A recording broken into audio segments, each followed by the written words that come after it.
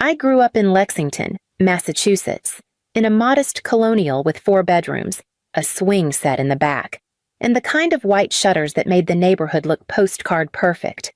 Inside, though, our family orbit revolved almost entirely around my older brother, Ethan. From the moment he arrived, 2 years before me, he was the shining center of my parents' attention. The evidence was everywhere. Entire shelves in the living room displayed his baseball trophies, team photos, and framed report cards with great effort scrawled by his teachers. When he outgrew one-bedroom theme, my parents eagerly redecorated first rockets, then sports pennants. Finally, a teenager's retreat with navy walls and a new desk. My room stayed pale yellow with the same twin bed and curtains I'd had since kindergarten. Gifts told their own story. One Christmas, Ethan unwrapped a baseball signed by the Red Sox, a treasure that earned gasps of delight from my father. My turn came with a thick dictionary, still stiff from the store. "You love words," my mother said as I turned its heavy pages. I did, but even at 10 years old, I knew it wasn't the same as a signed ball held aloft like a crown jewel. School achievements hardly shifted the balance. When I won the regional science fair with a project on solar cells, my parents offered distracted congratulations and hurried off to Ethan's doubleheader that same afternoon. I learned quickly that my value was measured by how neatly I fit their picture of the golden son and his capable, accommodating sister.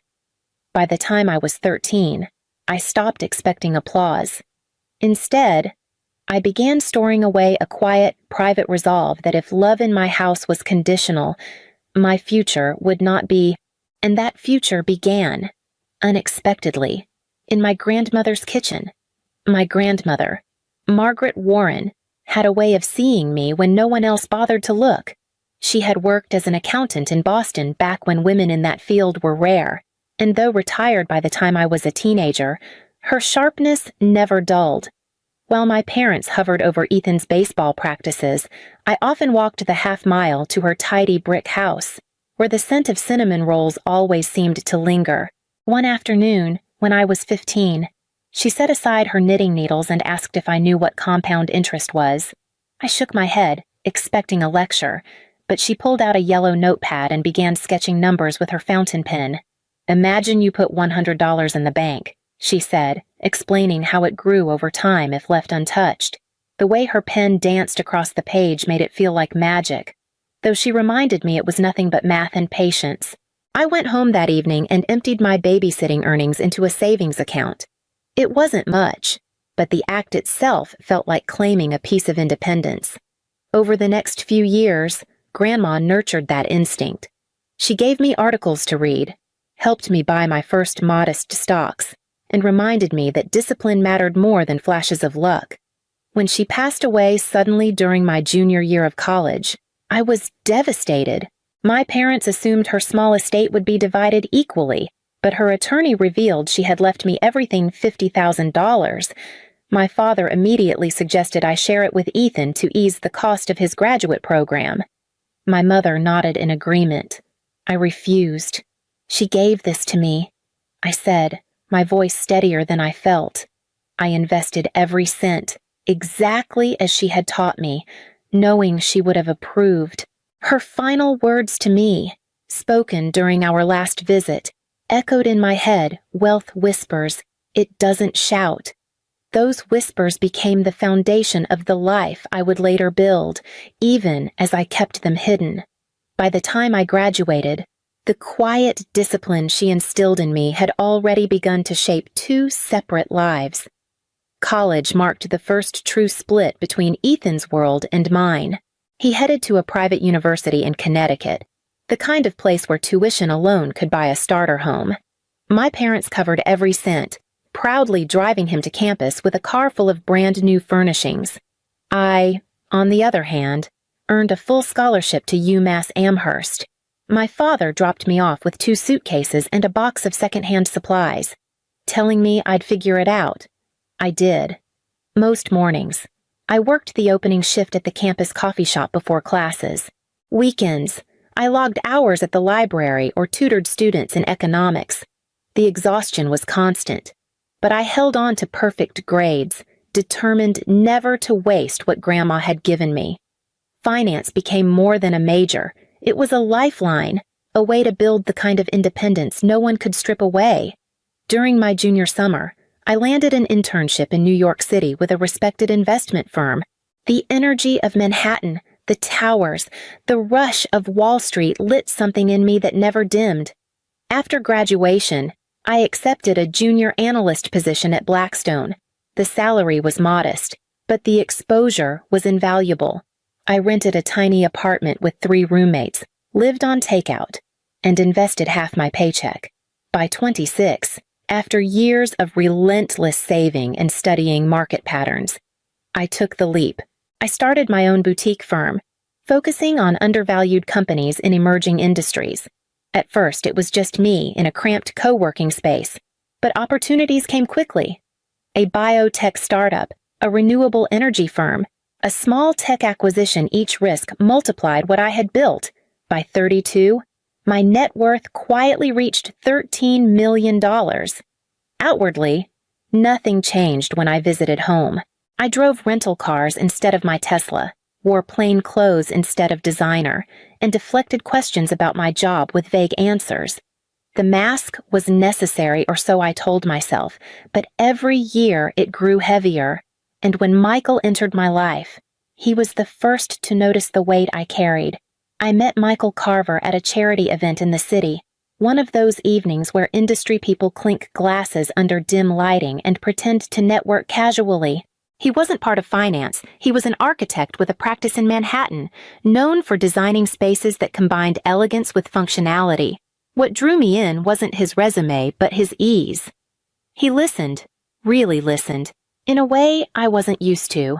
We started with dinners after long days, then weekend walks through Central Park, and eventually nights spent in each other's apartments. Michael never asked about the numbers I managed or the clients I served. He wanted to know what books I loved, why I still cooked my grandmother's recipes, why I always avoided questions about family. For months, I gave him the same deflections I gave everyone else. They're fine, just busy, nothing much to tell. One evening in October, after 3 months of dating, he caught me off guard. We had just finished dinner at my place, and I had hung up from a short call with my mother. My answers clipped and vague. Michael set down his wine glass and asked quietly, "Why do you erase yourself around your family?" The words landed like a stone in water. I had spent years perfecting that erasure, smoothing out my life so my parents wouldn't question it, dimming my light so Ethan could stay their golden child. But Michael's gaze was steady, waiting. So I told him. I told him about the photo albums, the trophies, the necklace Ethan got while I unwrapped books, the way my achievements had always been minimized. I explained why I kept my wealth a secret, that if they knew, it would only become Ethan's money in their eyes. He didn't interrupt, just listened, then leaned forward. "Living divided can't last forever," he said gently. "At some point, you'll have to decide which life you want." His words lingered long after he left that night. By the time Thanksgiving approached, I knew he was right. I couldn't keep pretending to be less than I was. I decided to bring him home with me to Boston and to stop shrinking, even if I wasn't ready to reveal everything. The drive from New York to Lexington was lined with bare trees and the first traces of frost on the roadside. Michael kept one hand on the wheel and the other resting lightly over mine, as if he could sense the knot in my stomach tightening with every mile closer to home. By the time we turned onto my parents' quiet street, the sky had gone gray and the air carried that damp chill unique to Massachusetts in late November. Ethan's new Audi gleamed in the driveway, its paint still bright from the dealer's lot. I knew without asking that my parents had helped finance it. They always did. My chest tightened at the sight, but Michael only squeezed my hand. Inside, my mother swept past me to embrace Michael, her voice high with excitement at meeting him. My father clapped him on the back, asking about his practice, while I received a distracted smile and a quick pat on the shoulder. Ethan appeared a moment later, all polished confidence, and was introduced to Michael as though I were only incidental in the connection. Dinner that evening felt scripted, every line already assigned. My mother had prepared Ethan's favorite roast, and conversation orbited around his recent promotion at a Boston marketing firm. He described his corner office and the junior staff reporting to him, while my parents beamed with pride. I pushed peas across my plate, offering polite nods, my own career once again invisible. Later, Michael and I were shown to the small guest room, its pull-out sofa sagging in the middle. Ethan and his wife were given the larger guest suite with the queen bed and private bath. When I raised an eyebrow, my mother explained, "Ethan's back needs proper support." I said nothing, though heat rose in my chest. That night, as I passed the kitchen for water, I heard my parents speaking in hushed tones.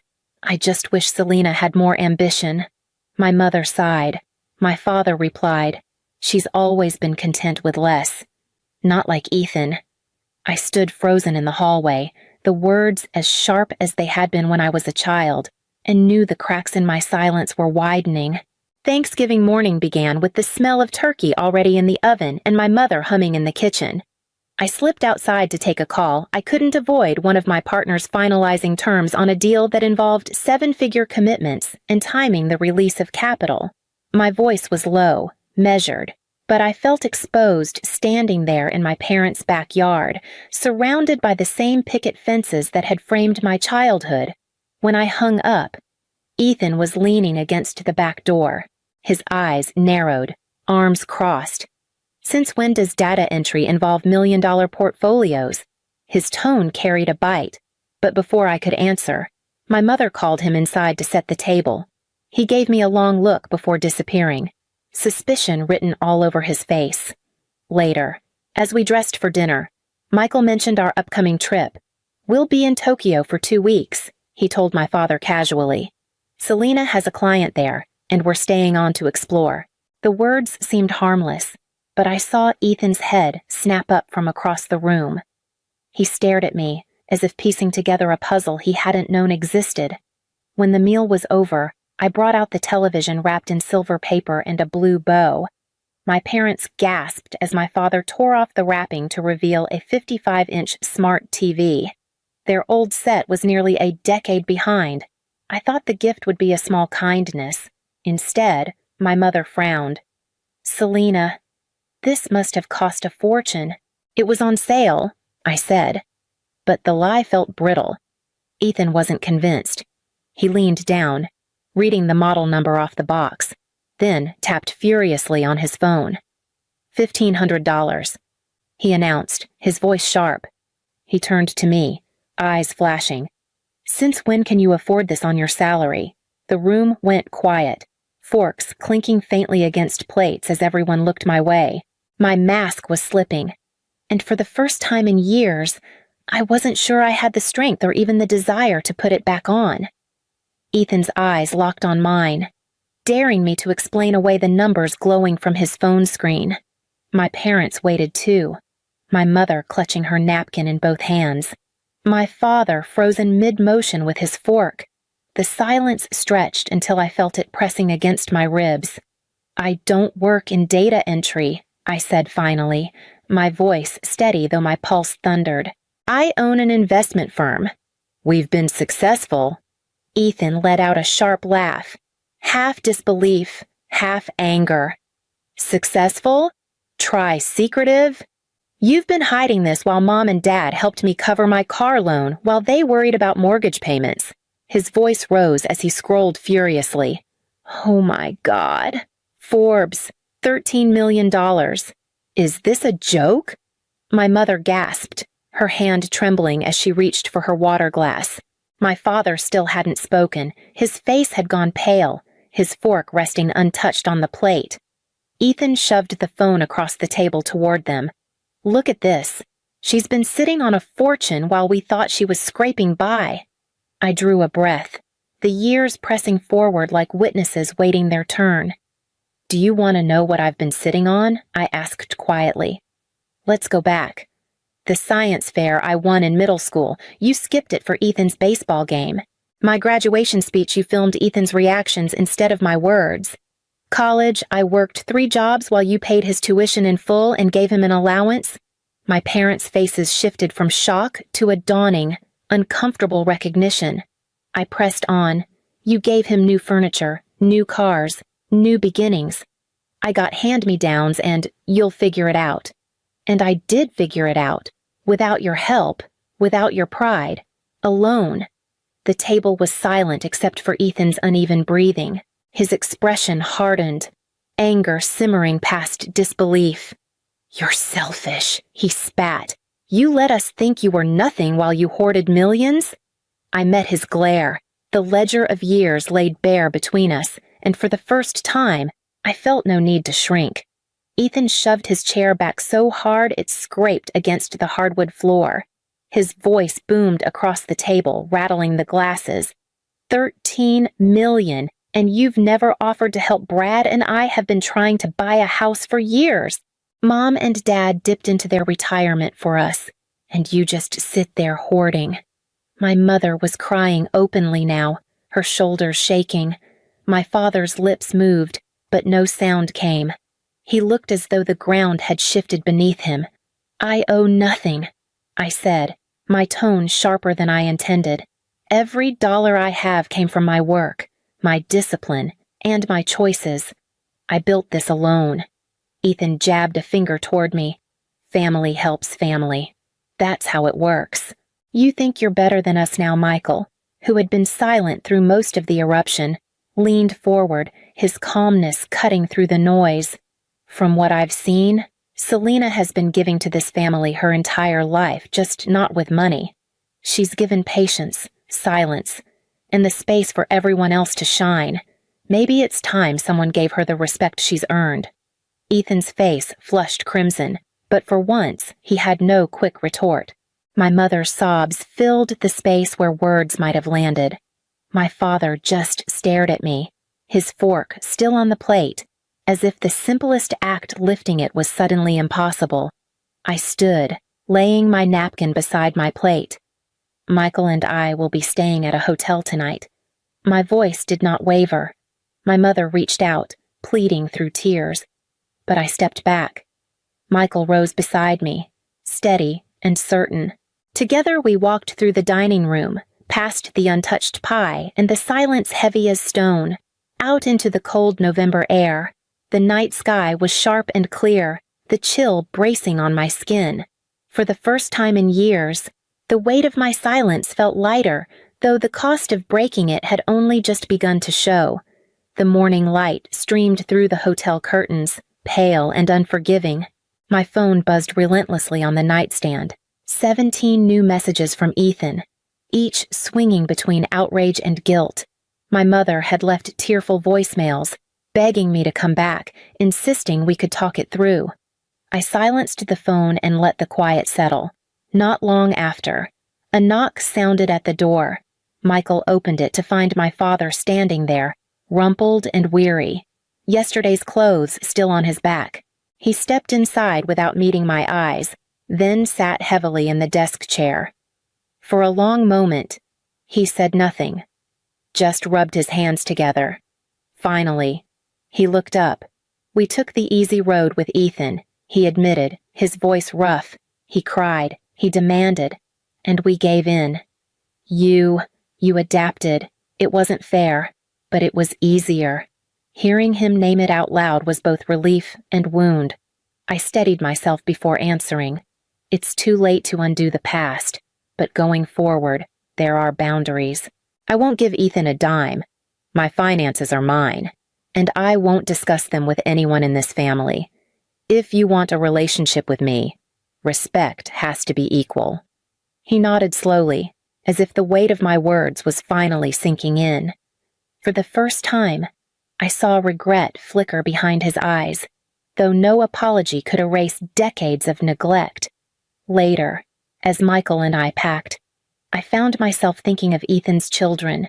None of this was their fault. I began sketching an idea in my mind, a trust fund strictly for their education, structured so Ethan could never touch it. It felt like a line between compassion and protection, the only compromise I could live with. By the time we loaded our bags into the car, The decision had hardened into something close to peace. Even if the fractures at home remained raw, months passed, and the storm quieted into something less volatile but still fragile. My father called every few weeks, his tone cautious yet more honest than I had ever known. He asked about my work not out of obligation, but with genuine curiosity, and admitted he had never really seen me for who I was. My mother's calls were harder, tangled with guilt and habit. She still slipped into old patterns, invoking Ethan, but sometimes caught herself and shifted, as if learning a new language slowly. Ethan I cut off entirely. His barrage of demands turned into accusations, then into silence once I blocked him. The absence felt less like loss than relief, a wound finally closed to air. I began therapy, sitting across from a woman who gave words to the years I had carried alone, favoritism, erasure, the hunger for recognition. Piece by piece, I began to set it down. With space cleared, I found myself drawn to giving in ways that felt purposeful. I mentored young women entering finance, women who reminded me of myself at 20, determined but underestimated. I funded initiatives for girls in STEM, small acts of investment that rippled wider than I expected. Michael stood with me through it all, steady and present, never asking me to be less or more than I was. Together, we built new traditions, holidays with friends, weekends away, a community that felt chosen rather than assigned. One evening, as spring settled into the city, I hung a small brass key on the wall of our apartment. I'd had it engraved with a single word, boundaries. It caught the light from the window, a quiet emblem of everything I had reclaimed and everything I would protect going forward.